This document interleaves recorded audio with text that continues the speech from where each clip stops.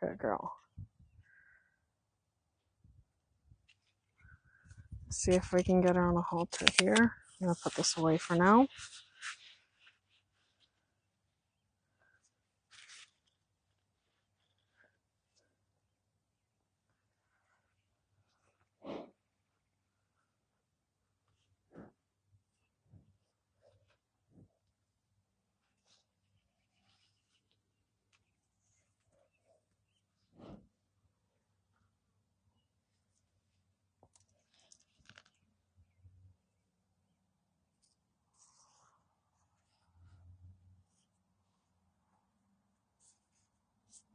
All right. We're going to start by putting a little feel in this rope, seeing if she can follow before we do anything else. Good girl. I'd like her to bring her head down and forward, not to overarch her neck.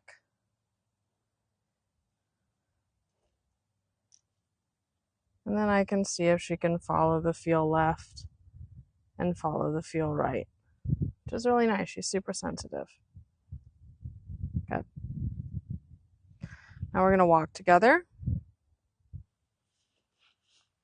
And when we're walking together, I'm going to have an idea in my mind of what I would like it to look like for her, since she has a history of emotional dysregulation that shows up as big physical reactions. I'm going to describe to her that when we're walking together, I would like to be parallel with her neck, and I would like her to be half an arm's length away from me. So when she crowds my space and gets too close, I'm not coming after her, but I can use my right arm, my right hand, my elbow to just trace my personal bubble. So again, I'm not swinging at her. I'm not faking out popping her or anything like that. I'm simply showing her where my bubble is.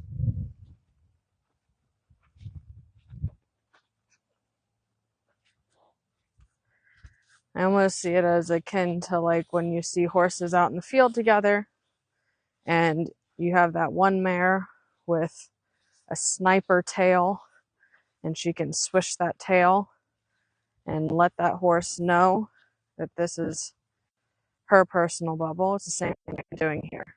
Personal, just letting her know. And then when we're walking together, I should be able to play with a little bit of speed here. So I want her to start paying attention to how fast I'm going and match it. And so we can speed up together, and then I can slow down together, and I expect her to match my pace.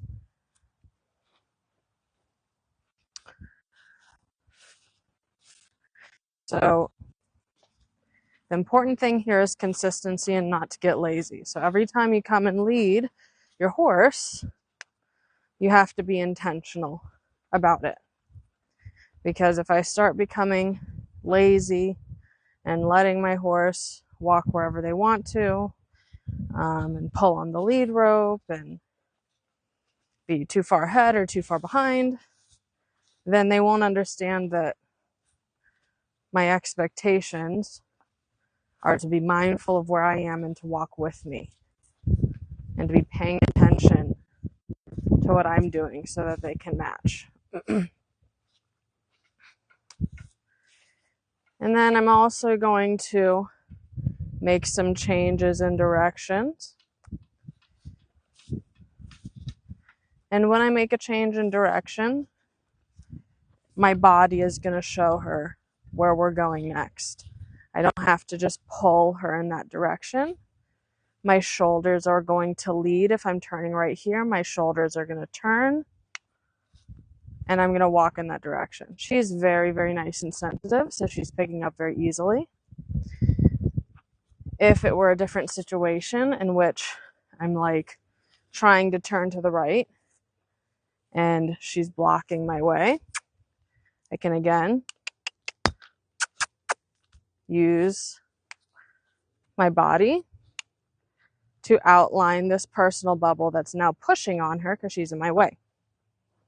Same thing as turning to the left, my shoulders are leading, and notice how there isn't tension in my lead, and she's following off of my body language.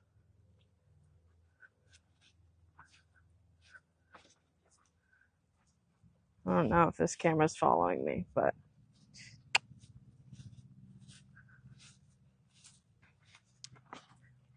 so again, turning my shoulders, and she should yield her shoulders away from me. Good girl. And we'll give her a second. And even while we're sitting here relaxing, I'm still maintaining that personal bubble. Especially when we're first starting off and like creating new patterns for our horses and for ourselves, it's important to continue to practice that every single time we have an interaction. Because if we aren't consistent, it's only going to confuse our horses. They're very pattern oriented. If you continue the pattern, they'll pick up very quickly. All right, I'm going to have us walk forward and then turn so the camera can see a little bit better. And I'm making a point to start off this session really slow. Since she's a horse that struggles with anxiety and big emotions, I want to create a baseline of things. Oh, actually, I don't want this yet. Oopsie. I want to create a baseline. Because if we started the session in a hot, worked up place, if I just went to lunging her immediately, then it would be a lot harder for her to come down and focus. But if I can start off by showing her how nice and relaxing things can be, then she can remember that and revisit it as things become a little bit more of a bigger ask of her. So now we've walked forward, we've gone left and right, and I need to get a backup. So I'm going to, again, lead with my body. I am going to first start backing up. I'm going to allow her to feel in the rein some pressure. Good girl. And then my other hand that either has the extra slack or a whip or a flag can help kind of close the door to help her find the right answer, which is to back up.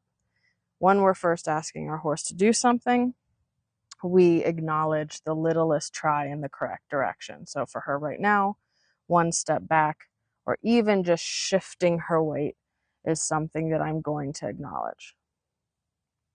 When she gets distracted, I'm going to put a little feel in the rope so she can come back to me. Literally looks like me just closing my fingers because she's so nice and sensitive. Okay, again, I'm going to ask for the backup. I'm going to start backing up. As I back up, a feel gets put into the rope. Once I have the rope taut, good girl, we have that extra help from the left hand. And so I'm thinking about my order of operations.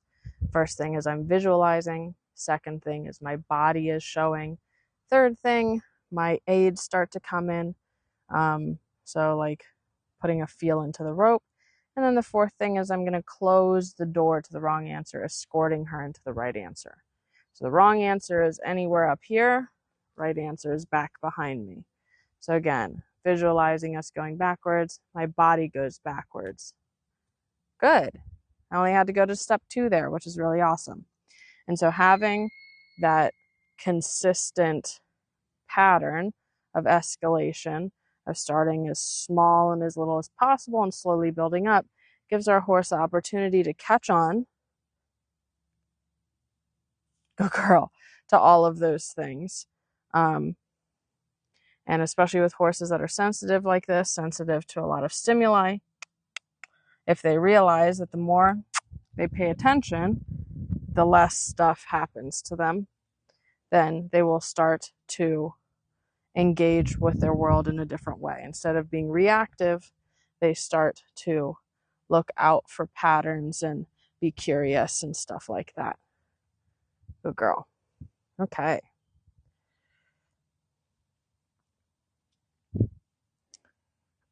So now I want to talk to her about this flag here because it's a little bit of a cause of concern for her.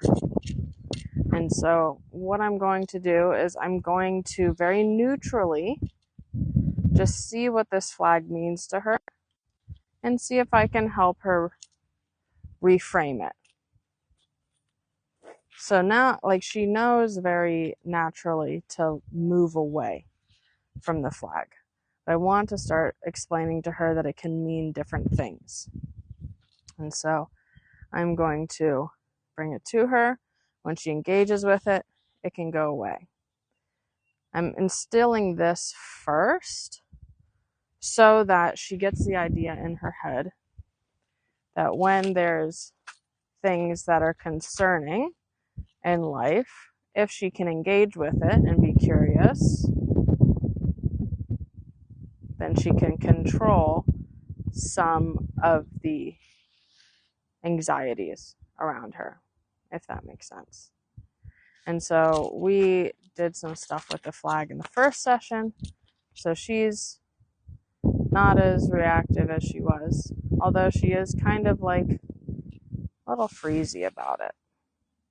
She does have this leg cocked. She's pretty calm about it.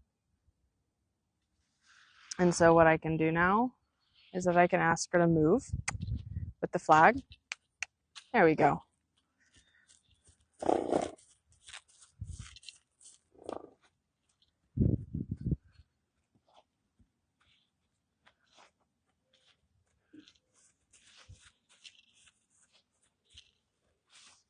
And then I'm going to use the flag to draw her attention back to me. So when I use it to draw her attention back to me, my body, good, is going to stay neutral and drawing. Good. I'm going to ask her to go out again. Good girl.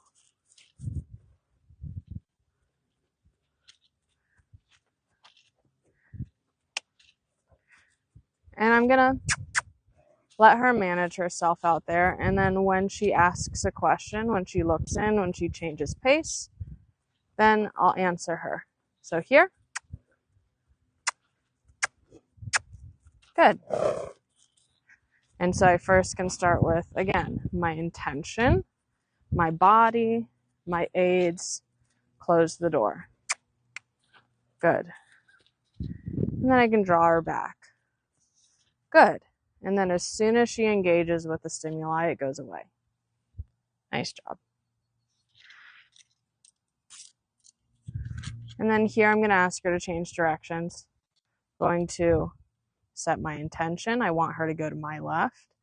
I'm going to show through my body, opening the door. Using my aids, there's a little pressure on the line. And then closing the door. Good. And then as soon as she goes, I relax. She can express herself however she'd like, with the one stipulation that she has to be out there, not crowding my space. And so again, here I'm going to see if I can draw her attention back by slowing myself, adding some stimuli, and the stimuli goes away once she notices it. And again, something I was saying is that the time in between the reps is just as valuable, if not more valuable, than the exercise itself. So I'm not going to hammer this over and over and over again. I'm going to let her sit, relax, think about it. You can see her starting to relax a little bit of tension in that neck.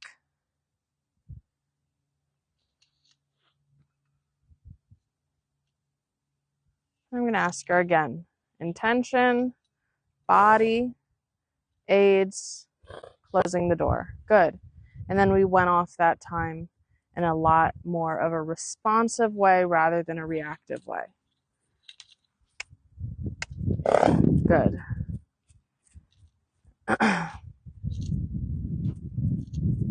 Last time we did this, she was unable to calm down enough to walk on the lunge. So we're seeing a lot of improvement here today.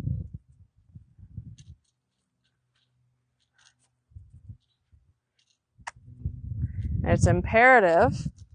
Yeah, there we go. It's imperative that I see her little tiny things that she has to say and I respond to them. Because when you have a horse that has some big reactions sometimes, if we can see what they're saying before it becomes big and bubbles up, they don't have to express themselves in such extreme ways. God, this stupid camera probably isn't even following us right now.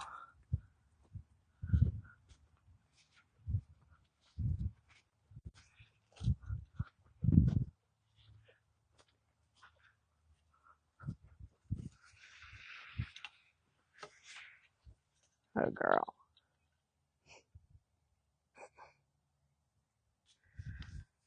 So now I'm going to ask for this direction.